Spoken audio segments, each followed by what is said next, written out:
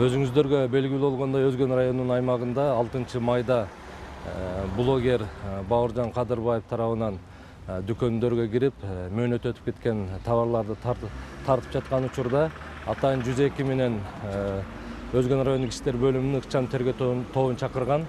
Ал видеодо көрүнүп тургандай ошо тергөөчү кыз барып, ал жерде ошол Кыргыз Республикасынын Ички иштер министрлигинин кызматкерлеринин этикасына туура келбеген бир жоруктар менен ошо элге көрүнүп, ошол ички иштер органдарынын аброюна шек келтирген бир кыймыл аракети боюнча кызматтык иликтөө жүргүзүлүп, ал жерде бүгүнкү күндө ошол тергөөчү кыз өзүнүн ээлеген кызматынан бошотулду.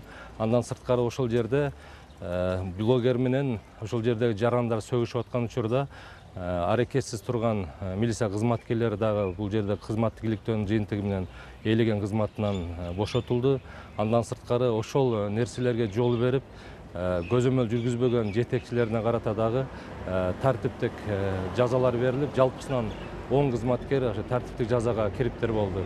Ошонун ичинен 4-өсү бул жерде тергөөчү баш болуп, ээлеген кызматынан бошотулду.